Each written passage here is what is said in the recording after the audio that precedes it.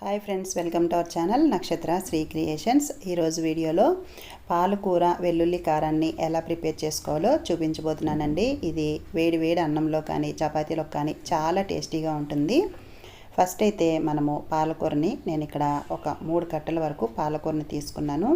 ఈ పాలకూరని మనము శుభ్రంగా 2-3 సార్లు క్లీన్ చేసుకోవాలి. క్లీన్ చేసుకున్న తర్వాత ఈ పాలకూరకి ఒకవేళ ఏదైనా ముదురు కాడలు ఉన్నట్టయితే అవన్నీ కట్ చేసుకోండి. లేత కాడలు అయితే మనం ఫ్రై చేసుకునేటప్పుడు వేగిపోతాయి అన్నమాట. ముదురు కాడలు అయితే కట్ చేసేసుకోవాలి. ఇలా కట్ చేసుకున్న తర్వాత పాలకూరని ఎంత వీలైతే అంత సన్నగా కట్ చేసుకోవాలి. చూడండి, నేను వీడియోలో చూపిస్తున్నాను కదా, ఈ విధంగా కట్ చేసి పక్కన ఉంచుకోవాలి. తర్వాత నేను తీసుకున్న పాలకూరకి 3 పెద్ద ఆనియన్స్ని తీసుకొని ఇలా చిన్న ముక్కలుగా కట్ చేసి మిక్సీ జార్లో వేసుకోవాలి. తర్వాత ఇందులోకి వెల్లుల్లిని నేను ఒక పెద్ద వెల్లుల్లి గడ్డని తీసుకొని ఇలా పాయల్లాగా చేసి వేసానండి. దీనికి తొక్కేమి తీయలేదు. మీరు తొక్కు తీసుకోవాలనుకున్నా కూడా తీసుకొని వేసుకోవచ్చు. తర్వాత నేను ఇక్కడ 1.5 టేబుల్ స్పూన్ వరకు కారాన్ని కూడా యాడ్ చేశాను. తర్వాత ఇందులోనే రుచికి సరిపడా ఉప్పును కూడా వేసుకోవాలి. మీరు మీ రుచికి సరిపడా ఉప్పు కారాన్ని కూడా అడ్జస్ట్ చేసుకోవచ్చు. ఇలా అన్నీ వేసుకున్న తర్వాత దీన్ని గ్రైండ్ చేసుకోవాలి. ఇది గ్రైండ్ చేసుకునేటప్పుడు వాటర్ అయితే యాడ్ చేయకూడదు. ఇలా నేను వీడియోలో చూపిస్తున్నాను కదండి, ఈ విధంగా బరకగా గ్రైండ్ చేసుకోవాలి. మరి ఫైన్ పేస్ట్ లాగా అయితే గ్రైండ్ చేయకూడదు. ఈ విధంగా గ్రైండ్ చేసుకుంటేనే మనకు అక్కడక్కడ వెల్లుల్లి తగులుతూ మనకు కర్రీ కూడా మంచి రుచిగా ఉంటుంది. ఈ విధంగా తయారు చేసుకున్న ఈ పేస్ట్ని పక్కన ఉంచుకొని ఇప్పుడు స్టవ్ వెలిగించి బాండీ పెట్టుకొని ఆయిల్ వేసుకోవాలి.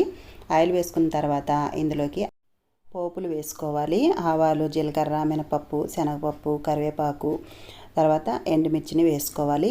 ఈ కర్రీకి కొద్దిగా ఆయిల్ అనేది ఎక్కువే పడుతుందండి. మీకు ఆయిల్ ఎక్కువ వేసుకోవడం ఇష్టం లేదనుకుంటే కొద్దిగా అయినా వేసుకొని చేసుకోవచ్చు. తర్వాత ఈ పోపులన్నీ బాగా వేగిన తర్వాత ఇందులోకి ముందుగా మనం గ్రైండ్ చేసి పెట్టుకున్న వెల్లుల్లి ముద్దని ఇందులో వేసేసుకొని మనము స్టవ్ ఫ్లేమ్ని మీడియంలో పెట్టుకొని ఇలా కలుపుతూ ఈ ఉల్లికారాన్ని బాగా ఫ్రై చేసుకోవాలండి. ఈ ఉల్లికారం అనేది లైట్గా అడుగంటినా కూడా మనకు ఈ ఉల్లికారం మంచి టేస్ట్ ఉంటుంది. చూడండి, నేను వీడియోలో చూపిస్తున్నాను కదా, ఈ విధంగా అంటే ఉల్లికారం అనేది బాగా ఫ్రై అవ్వాలన్నమాట. అప్పుడే మనకు కర్రీ అనేది మంచి రుచిగా ఉంటుంది. ఈ ఉల్లికారాన్ని పచ్చివాసన పోయే వరకు బాగా వేయించుకోవాలండి. లేకపోతే కర్రీ అనేది అంత రుచిగా ఉండదన్నమాట. వస్తుందండి. చూడండి, ఈ విధంగా ఉల్లికారం అనేది ఆయిల్ అంతా పైకి తేలి ఇదంతా బాగా గట్టిపడే వరకు బాగా వేయించుకోవాలి. ఈ విధంగా వేయించుకున్న తర్వాత ముందుగా మనం శుభ్రం చేసి పెట్టుకున్న పాలకూరనంతటినీ కూడా ఇందులో వేసేసుకోవాలి. ఈ పాలకూర ఉల్లికారము బాగా కలిసే వరకు బాగా కలుపుకోవాలి.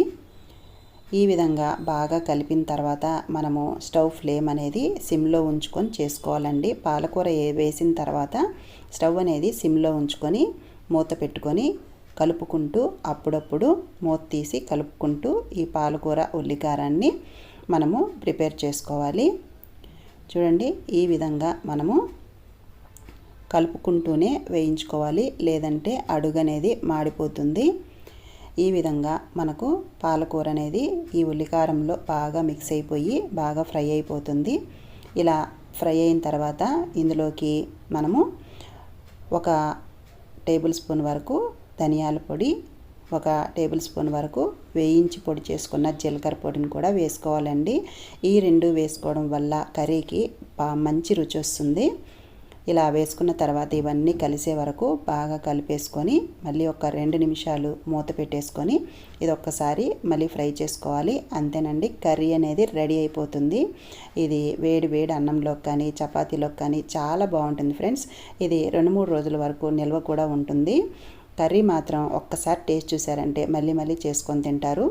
పాలకూర అంటే ఇష్టపడిన వాళ్ళు ఇలా చేసి పెడితే చాలా ఇష్టంగా తింటారండి. పిల్లలకైనా సరే ఇలా ఒకసారి ట్రై చేసి చూడండి, చాలా రుచిగా ఉంటుంది కర్రీ అనేది.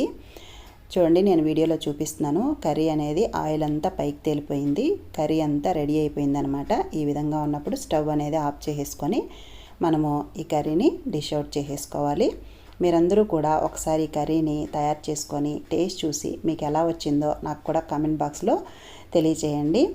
ఇది ఫ్రెండ్స్ ఇవాళ వీడియో నచ్చినట్టయితే ఒక లైక్ ఇచ్చి మీ ఫ్రెండ్స్ అండ్ రిలేటివ్స్కి వీడియోని షేర్ చేయండి.